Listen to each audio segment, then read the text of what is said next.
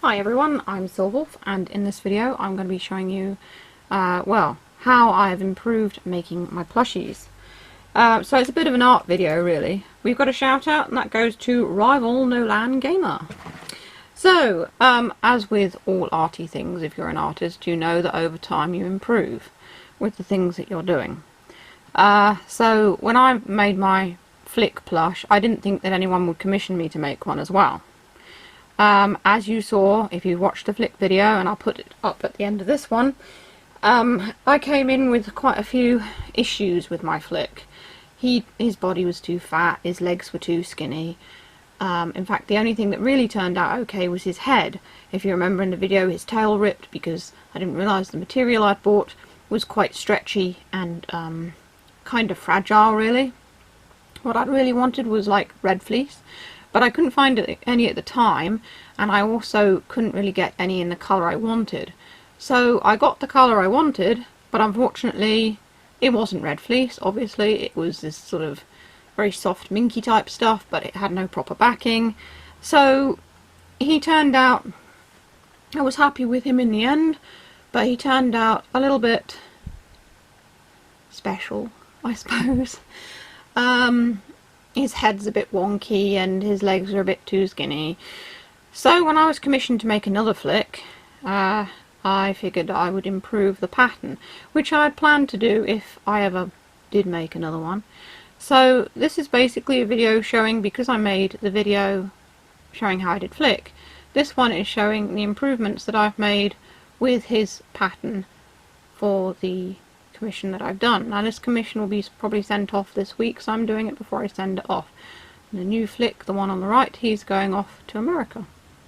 So now, for comparison, you can probably see both here. They look about the same in their body and stuff like that, but you can see that this guy's legs are a little bit wider. So I'm going to take the camera up to them and just show you. The battery's also decided to run out, so if this stops suddenly, you know why. So you can see my Flick, he's got very skinny little legs, and I was never happy with them. So for the other one I made his legs a little bit wider. You can see his feet are also bigger, the second ones as well. I made the body skinnier so that when I sewed it all together, I didn't need the t-shirt to sort of hold it all together and make him skinny, so I didn't need that pulling him in. The collar and everything was the same.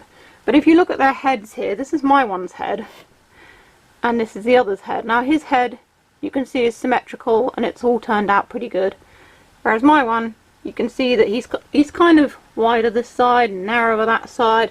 If you look at him straight on, you can see he's a little bit wonky. If you look at this guy straight on, he's turned out pretty much okay.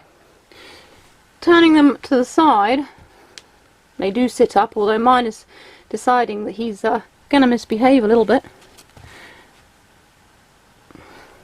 The tails here, now I've used the same pattern for both tails, funnily enough, which just goes to show how this has stretched out of proportion. When I made that tail, as you can see, it's still got a hole there from where it ripped and I didn't sew it together.